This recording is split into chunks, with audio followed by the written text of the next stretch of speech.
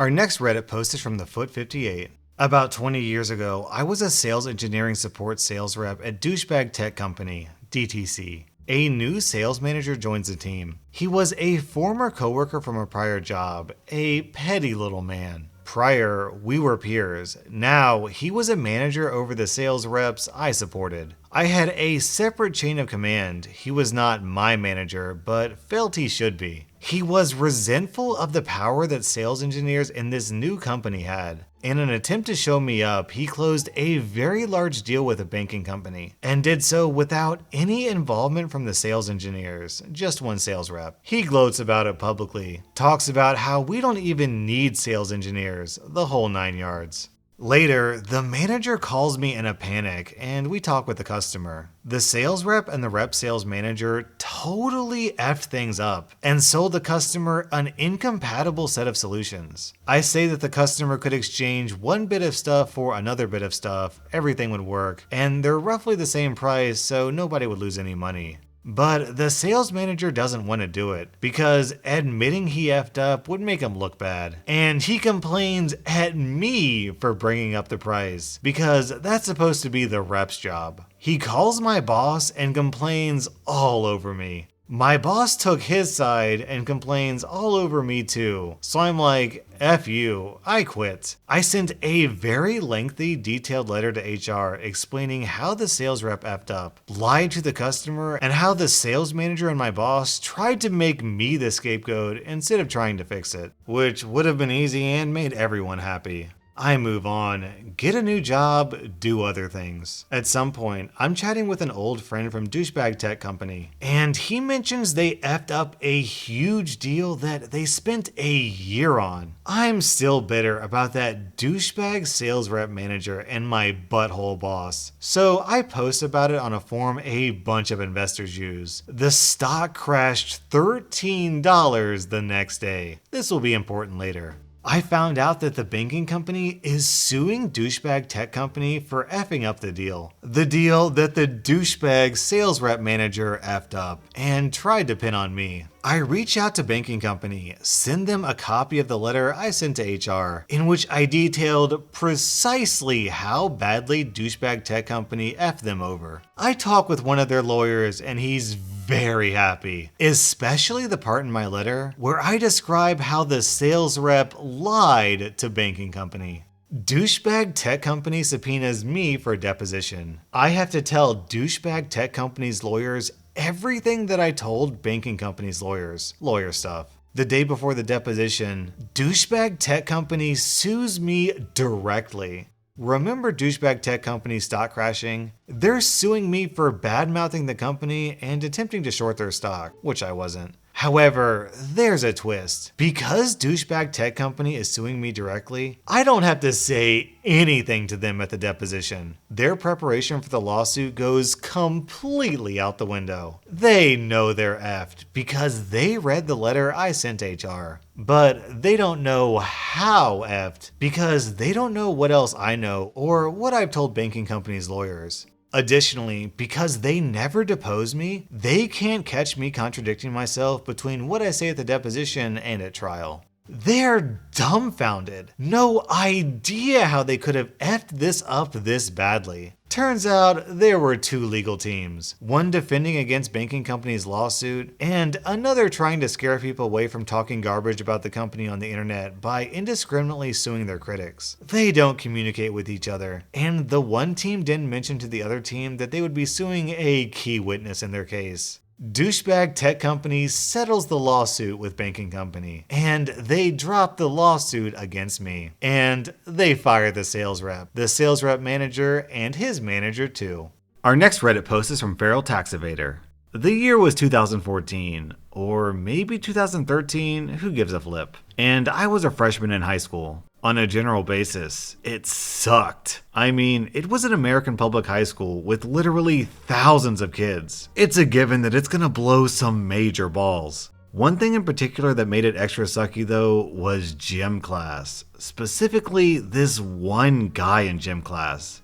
This dude's name was Jack A. McGee. The A, of course, being short for butt. As the name would imply, he was a jerk-off. At first, it was the pretty standard high school guy in gym class level of obnoxious prick. You know the type. Overly loud, unreasonably aggressive during games, bossy, tossing the collective brain cell back and forth between his two equally ape-like buddies, the usual. I don't know when exactly it happened, but he developed a sort of eye for me after the first couple of weeks or so. He started asking me bizarre questions that I now believe may have been some sort of innuendo. Sitting uncomfortably close to me, resting his hand on my gym shoe, general creepy behavior.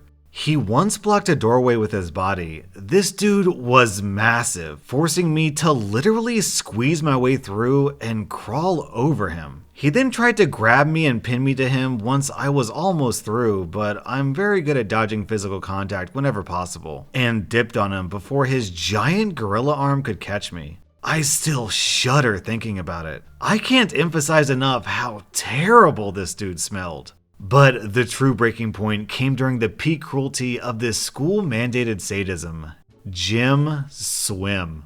Before anyone asks, let it be known that, yes, I did try to tell someone about this. I told my gym teacher first semester really early on that Jack was making me incredibly uncomfortable. The gym teacher waved it off, saying he was just playing around, and that it's probably because he likes you. His suggestion was basically to just put up with it and wait it out, because he was sure Jack would lose interest soon anyways. Spoiler alert, he didn't. Second semester rolls around, and the 4-week period of gym swim descends upon us like the bloated carcass of a catapulted whale, crushing us beneath its wet, foul-smelling body.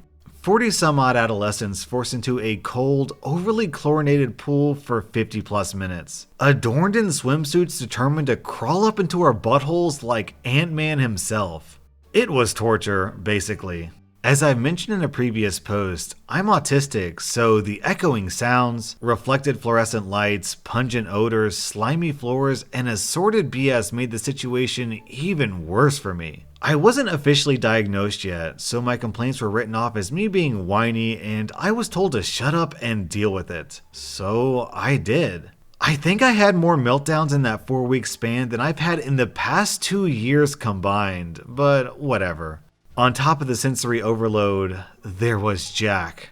I think something about being allowed to go shirtless and stare at the nearly bare butts of girls for an entire period emboldened him, because Jack promptly lost whatever semblance of restraint he'd had until then. He made frequent attempts to grab me, trying to hold me against his bare skin, which was disgusting, and I spent most of the class trying to evade him. The swimsuit I was forced to wear fit a little awkwardly around my chest, which he delighted in pointing out to his buddies, staring unabashedly at my breasts. He managed to sneak up behind me and snap the strap of my swimsuit, even trying to pull it down off my shoulder, but I jerked away fast enough to prevent that. I was furious at this point, but I'm like 5'2", maybe, whereas he was easily over 6'5", probably over 300 pounds, and I'm not stupid.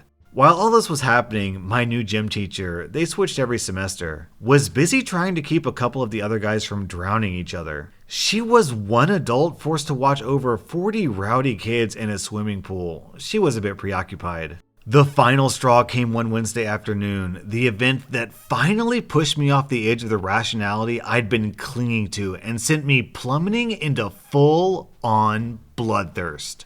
There I was, paddling around, minding my own business, when Jack and his two goons managed to corner me. I'm immediately suspicious, hackles raised, as they ask me fairly banal questions about how the pool is today and the like, sniggering the whole time.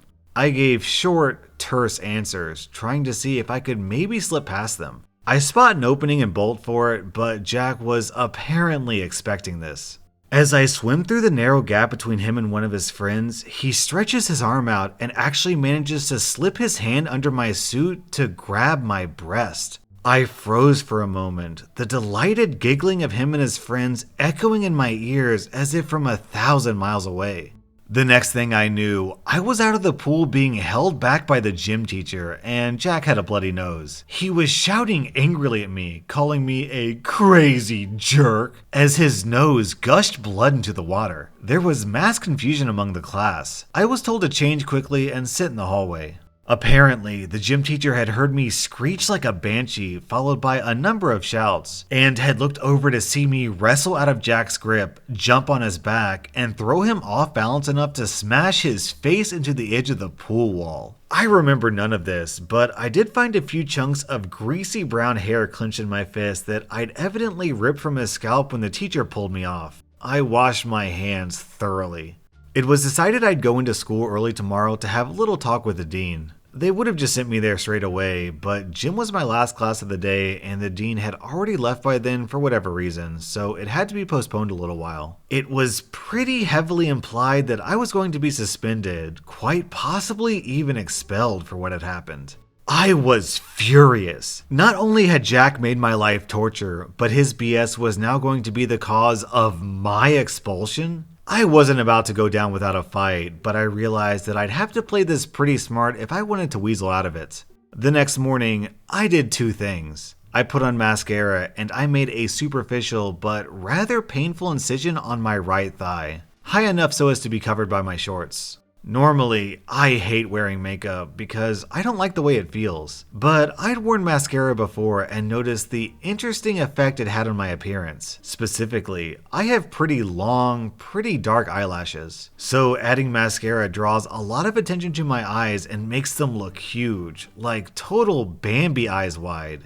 Innocent, naive, harmless.